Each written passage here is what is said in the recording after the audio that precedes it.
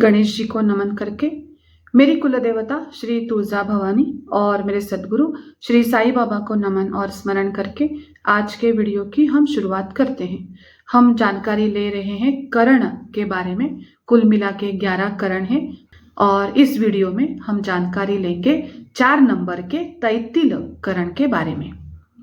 तैत्तिल कौलव करण की तरह इस करण के भी मतलब तैत्तिल करण के भी देवता स्वामी है सूर्य नारायण। इसका रंग है पीला नारंगी रंग। इसका वाहन है गधा। ये पूर्ण रूप से निष्क्रिय करण है, मतलब ये बुरा है ऐसा नहीं है। इस योग में जन्मे लोग निष्क्रिय होते हैं ऐसा नहीं है। इसका मतलब यह है निष्क्रियता, मतलब इसमें अपने आप अंदर से कोई एक्टिविटी नहीं हो रही है। जैसा कि हमने देखा 1, 2, 3 नंबर के जो करण थे उसमें एक्टिविटी की किसी योग में शुरुआत हो रही थी, किसी की शुरुआत हो गई थी, किसी करण में एक्टिविटी चरम स्थान पर थी, लेकिन इस करण में निष्क्रियता मतलब वो एक्टिविटी, वो काम, वो ऊर्जा रुकी हुई है। ये आप अच्छी तरीके से बात समझ ले, क्योंकि नॉर्मल बुक में सिर्फ निष्क्रिय करण ऐसे लिखा होता है। इसका मतलब ये नहीं कि इसमें पैदा हुए लोग सुस्त या आलसी होते हैं, ये इसका मतलब आप ना निकालें। इसका मतलब ये है कि इसमें जो ऊर्जा है, जो स्थिति है, वो स्थिर है और शांत हो गई है। एक तरह से आप उसको कंटेंट एंड कवर्ड कह सकते हैं। तैत्तिल करण ये भी मध्यम शुभ करण है। इसका मतलब ये है कि हर किसी काम के लिए नहीं, लेकिन कुछ विशेष कामों के लिए ये करण लाभदायक होता है। सबसे पहले जानकारी लेते हैं इसके अर्थ की। इस शब्द का अर्थ तैत्तिल। तैत्तिल शब्द का अर्थ है प्रभाव, इफेक्ट, इंपैक्ट। थोड़ा अधिक खोजते हैं प्राचीन ग्रंथों में तो यह स्पष्ट रूप से कहा गया है कि तैत्तिल का मतलब है एक ऐसी स्थिति जो पूर्णावस्था तो उसने प्राप्त की है, जिसे पूर्ण जानकारी, पूर्ण कंटेंट फीलिंग तो आ चुकी है, जिसका कार्य भी पूरा हुआ है। एक ऐसी ऊर्जा जो कंटेंट है, जिसका काम पूर्ण हुआ है, लेकिन उसको पूर्ण ज्ञान नहीं मिला। जानकारी मिलना और ज्ञान मिलना जो भेद है, जानकारी मतलब जो इंटरनेट से, किताबों से जो हमको मिलती है, और ज्ञान मतलब जो सामने से, बाहर से हमको जानकारी मिलती है, उसको हम जब सोचते हैं, विचार करते हैं, चिंतन मनन करते हैं, अपने दिल से जो ज्ञान प्रकट होता है, जो अनुभव के साथ भी आता है, अलग अलग तरीकों से आता है, तो वो ज्ञान जो अंदर से पैदा होता है, वो अंदर की स्थिति इसमें शुरू नहीं हुई है। कंटेंट है लेकिन अंदर से दूसरी स्थिति ज्ञान की इसमें शुरू नहीं हुई है। इसका वाहन है गधा। ये निष्क्रिय है। इस वजह से जाने माने ज्योतिषी भी इस करण के बारे में कहते हैं कि इस करण में पैदा हुए लोग हमेशा कष्ट करते हैं। मतलब वो एग्जाम्पल देते हैं गधे का। जी नहीं, इसका मतलब ये नहीं है। इसका मतलब ये है कि तैत्तिल करण में जन्मा हुआ इंसान हार्ड वर्किंग होता है, स्थिर होता है, धीरे धीरे उसकी प्रगति होती है। एक अवस्था पे जाके वो रुकता है, रेस्ट करता है, फिर नए सपने ढूंढता है, बनाता है और फिर काम के लिए लग जाता है। वो नॉनस्टॉप जैसे ये किया, उसके बाद वो किया, उसके बाद फिर दूसरा काम किया, जैसे अभी शादी की, फिर घर बनाया, फिर कारोबार बढ़ाया, इतना स्ट्रांगली वो नहीं चलता। इसका मतलब ये नहीं कि वो स्ट्रांग नहीं है। इसका मतलब ये है कि वो खुद के लिए कुछ टाइम बचाता है, खुद के बारे में सोचता है, अपनी आंतरिक अनुभूति के बारे में सोचता है, अपने अंतर ज्ञान के बारे में सोचता है। और अगर आप इस तरह से जीवन जी रहे हो, अगर आप तैत्तिल करण में जन्म लिया है और इस तरह से आप जीवन जी रहे हो, सोच रहे हो, तो आप हमेशा खुश रहोगे या सक्सेसफुल रहोगे। भले आपके पास कितना पैसा है, बैंक बैलेंस कितना है, ये बातें तो वो तो कुंडली के हिसाब से भी कंफर्म की जाती है।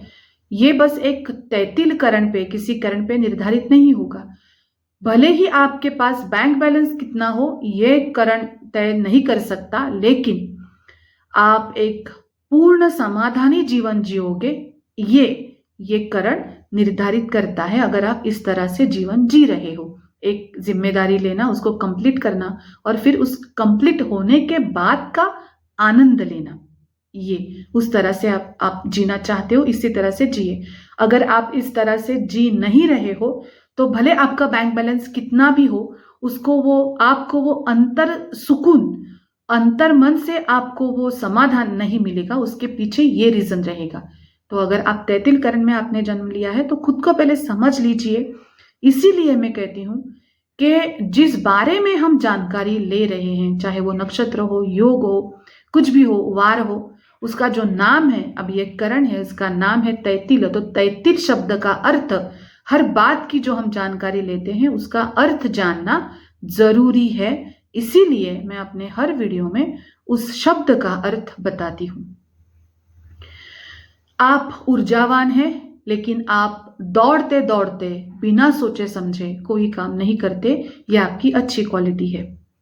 हो सकता है कि जीवन के हर पड़ाव पे 25, 35, 50, 70 ये जो पड़ाव है हमारे जीवन में, शिक्षा पूरी होती है, फिर घर गृहस्थी की बातें होती हैं, कुछ अचीव करना होता है, प्रॉपर्टी की बातें होती हैं, कंटेंट वाली जो फीलिंग आती है 50 या 60 में, वो हर पड़ाव पे शायद आप दूसरों से 1-2 कदम पीछे हैं, ऐसा आपको लगे, या आपके जो हितचिंतक है उनको लगे।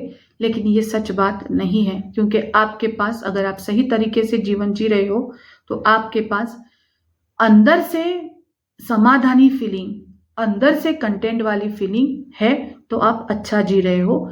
आप ये बिल्कुल ना सोचे कि वो महीने में 50,000 कमाता है तो मेरी आमदनी उससे आधी है, तो मैं उससे 4 कदम पीछे हूं, ये आप बिल्कुल ना सोचे। एक बात। दूसरी बात, जैसा कि मैंने कहा, ये लोग आलसी नहीं होते, लेकिन एक ही वक्त इनको अगर ढेर सारे अलग अलग टाइप के, अलग अलग प्रकार के काम करने पड़े, या इनके ऊपर कोई इतनी बहुत बड़ी जिम्मेदारी डाले, ये एक्टिव होते हैं, कष्ट करना इनको पसंद है, सक्रिय होते हैं, लेकिन एट अ टाइम अलग अलग तरह के काम इनको करना पसंद नहीं है, इनको आता नहीं है। और अगर कोई ऐसी जिम्मेदारी इनके ऊपर कोई डाल रहा है, तो आपको वो जिम्मेदारी आपके प्रकृति के अनुसार, स्वभाव के अनुसार नहीं लेनी चाहिए। इससे होगा ये कि दोनों काम बिगड़ जाएंगे। आपकी जो खुद की क्षमता है वो भी उसमें निगेटिव मोड पे आ जाएगी। क्षमता होते हुए भी ना तो ये काम ठीक से हो पाएगा, ना तो वो। तो आपको जो काम करना पसंद है, भले ही आपको वो काम करना पसंद नहीं है, फिर भी आप करेंगे। लेकिन आपकी जो चाह है, आपकी जो राह है कि मैं एक काम कॉन्स्टेंटली इतना इतना करने के बाद ही दूसरे काम की तरफ देखूंगा, ये जिम्मेदारी पूरी हो जाने के बाद ही मैं दूसरी जिम्मेदारी उठाऊंगा, ये आप अपना स्वभाव बनाए रखें। आपके लिए एक सलाह, विशेष रूप से ये मध्यम शुभ है, कुछ बातों के लिए अच्छा है, कुछ बातों के लिए ठीक नहीं है।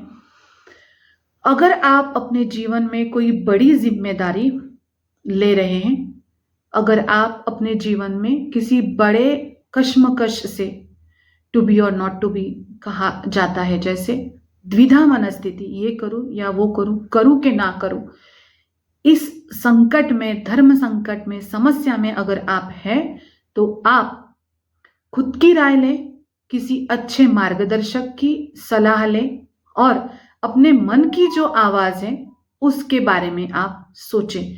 ये तीनों को मिला के उसके बाद ही आप कोई स्टेप अपने जीवन में ले। हम करण के साथ साथ, जन्म के वक्त के साथ साथ, ये भी हर वीडियो में देखते हैं कि इस करण के चलते क्या प्रभाव होता है। तो जो हमने 3 नंबर का प्रभाव, जो हमने 3 नंबर का करण देखा, उसका जो प्रभाव है उसी तरीके से ये भी करण, तैतिल करण सेम उसी बातों के लिए प्रभावित होता है।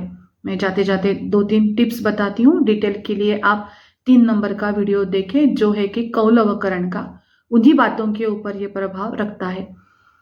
रोजमर्रा के जीवन की जो छोटी छोटी बातें होती हैं, जिम्मेदारियां होती हैं, इंपॉर्टेंट होता है। जैसे कि लेकिन अगर आपको बुक्स परचेस करनी है, आपकी कोई विशेष रुचि है, उसकी बुक अगर आपको परचेस करनी है तो इस करण के चलते आप उसका लाभ उठाएं। बाकी की बातें सेम, जो 3 नंबर का वीडियो है कौलव करण, उसको आप जरूर देखें। वो जो इफेक्ट करता है वही इसमें भी इफेक्ट है, वही चीजों के ऊपर। ओम साई राम।